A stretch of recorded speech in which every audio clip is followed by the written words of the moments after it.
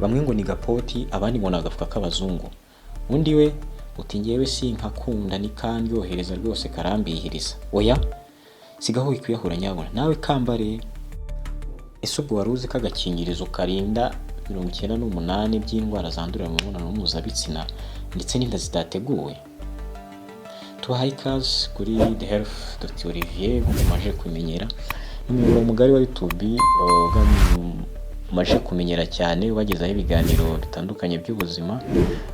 Kuri munsi wa none ikiganiro twabateguriye tugiye kwibanda cyangwa se tugiye kuvuga ku bidakunzwe kuvugwa mu ikoreshwa ry'agakingirizo cyangwa se ku bidakunzwe kuvugwa ku gakingirizo. Imibare y'ubushakashatsi bw'umuryango w'abibumbye wita ku buzima WHO bwakozwe muri 2012 bwagaragaje ko byibuze buri mwaka izi nganda zisohora amamiliyari ari hejuru ya 2.7 by'udukingirizo, kandi bikagaragara ko muri Afurika ikoresha ryatwo rikiri hasi kuko umubare w'abandura virusi itera sida ndetse n'inda zitateguye uriyongera, kandi mu by'ukuri ku isi hasohoka utwo dukingirizo twose. Ntibagiye kure, ahubwo baje na hafi natwe batwegera muri munsi y'ubutayu bwa Sahara, naho aho u Rwanda ruhereye babonye ko byibuze udukingirizo twaba dukoreshwa na 40% cy'abakora imibonano mpuzabitsina kandi batarashakanye. Ibi bivuze ko n'ubundi imibare y'abadukoresha iri hasi. Ese abandi muri gukoresha ikinyabuna? Ubundi agakingirizo ni igikoresho cyambarwa ku gitsina cy'umugabo ndetse kikagashirwa no mu gitsina cy'umugore. Birumvikana ko ari agakingirizo k'igitsina gabo n'igitsina gore. Agakingirizo rero gakozwe mu cyo twakita latex cyangwa se abagira nka allergy kuri latex, hari n'udukozwe muri polyethylene. Agakingirizo rero nta kindi kamaze nk'uko uri kubyumva izina, abanyarwanda burya ni abahanga cyane no gukingiriza.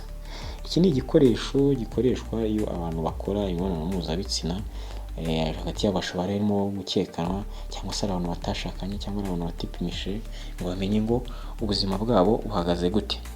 Cyagiye benshi bitaho urubyiruko cyane, abajene bita ngo no kwirwanaho no kwimara agahinda. Iki gikoresho rero nk'akabagabo, umugabo arakambara mu gihe bagiye gutangira imibonano mpuzabitsina, yakambara mbere, nyabona ntabwo ukambara nyuma wumva ugiye gusohora, kambara mbere. Hanyuma imbere hari akantu kabugenewe asigaho umwanya gakeya gato kugira ngo ayo masoro ashobore kuza kuba yajyamo. Agakingirizo rero bati kubera iki? Agakingirizo burya karinda, byagaragaye ubushakashatsi bwagaragaje ko karinda indwara zandura mu mibonano mpuzabitsina harimo nk'imitezi, sida n'ubundi bwandu ku bigera 98% gusa, si 100%. Agakingirizo kandi nanone gafashwa mu kurinda gusama bitateganyijwe cyangwa se inda zitateganyijwe zitateguwe. Urumva ko agakingirizo ni ingenzi. Yego nibyo, agakingirizo gakora nka bariyeri kubera ko gashobora gufata cyangwa se kwakira, kubangamira ayo matembabuzi ashobora kuba yaba arimo virusi cyangwa se n'andi matembabuzi yose yaba arimo amabakiteri. kandi nanone agakingirizo gafata intangangabo kazikusanyiriza hamwe, kazirinda kwinjira mu mura w'umugore. Urumva ko agakingirizo gakora ikintu gikomeye kandi ntako kwizerwa. Kubera iki?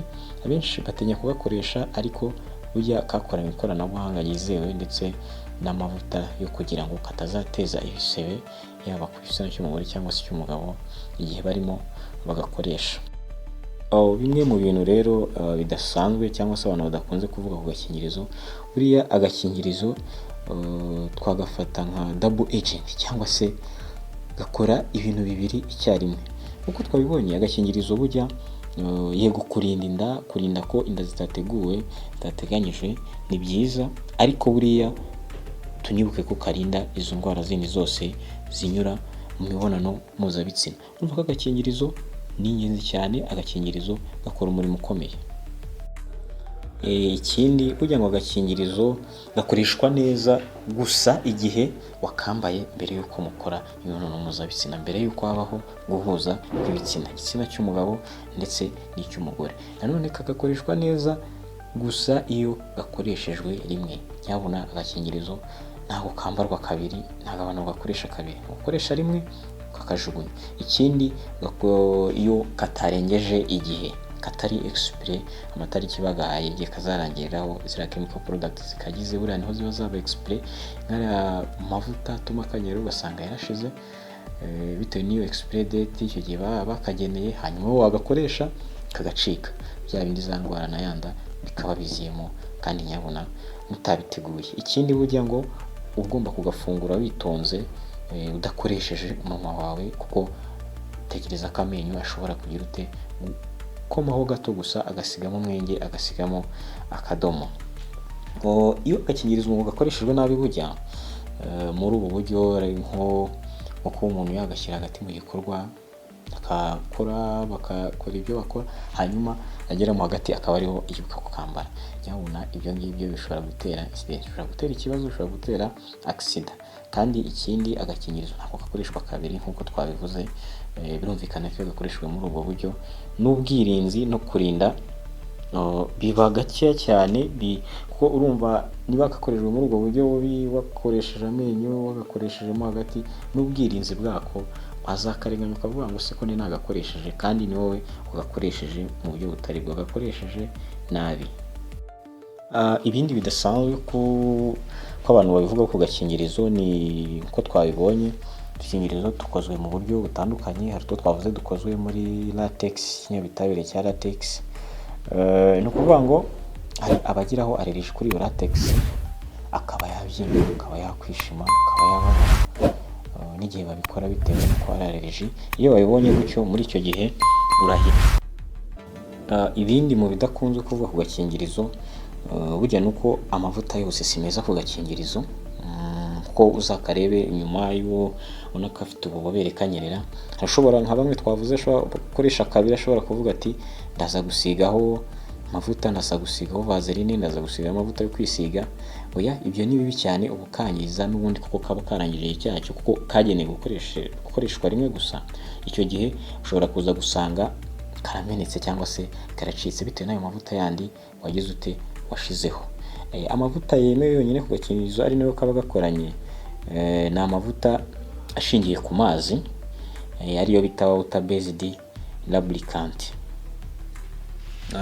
Agakingirizo burya nta benshi bagiraho imyumvire itandukanye, ati gatuma imibonano iryoha cyangwa se bishya kuryoha, abandi bati sinkakunda, karambihiriza. Ariko burya agakingirizo kizewe nka tumwe duto duto tuba turi wrapped, umuntu ashobora wese kwambara kakamwegera, buriya kariya niko bagiramo abantu inama, kuko kaba gafite hari usanga dushyushye, dukozwemo n'icyo twakita nka flavor. Ibyo rero nibyo bituma n'ubundi ya mibonano irushaho kuryoha. Gusa byose n'ubundi ni imitekerereze no kubyiyumvamo. Gusa iyo kakwegeye kakambara neza, za santimetero runaka twavuze imbere ukazisigaho kugira ngo amasura abone uko ajyaho aza kujyamo, ibyo ni byiza cyane, bituma mwese kaza igikorwa kiza kubaryohera. Ikindi burya agakingirizo cy'abantu badakunze kuvuga, ntabwo ari ikimenyetso cy'uko abantu batizerana. Gukoresha agakingirizo si uko umuntu atizera undi, ahubwo burya agakingirizo kugakoresha twavuga ko ari ibisirimu, twavuga ko abantu baba barasobanukiwe, kuko burya uba witayeho wowe ubwawe, witaye ku buzima bwawe, ndetse unubashye n'ubuzima bwa mugenzi wawe muri kumwe. Urumva ko kugakoresha ntabwo ari byacitse, si uko umuntu akora uburaya, si uko umuntu ahubwo ni ukuba uvuga ngo hagati y'ibi n'ibi ntabwo twipimishe, ntabwo tuzi ikijya mbere, nyabona reka tugakoreshe, ariko wenda twimarifa y'umubiri ariko tugakoresheje.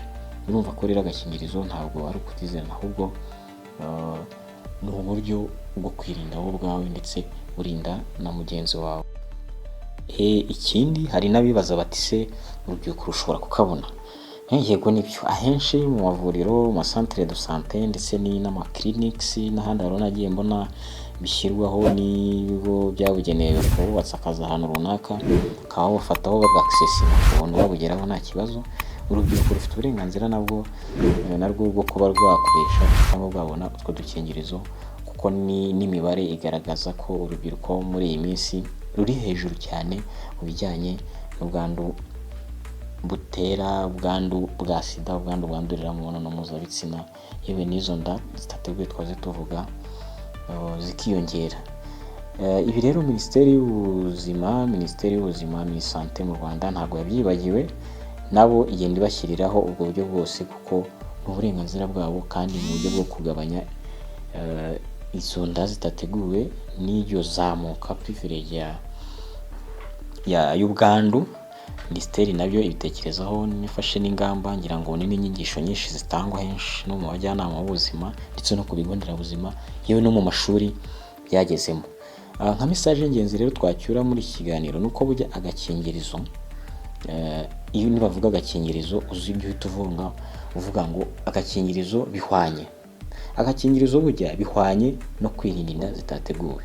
Agakingirizo bihwanye no kwirinda indwara zandurira mu mibonano mpuzabitsina.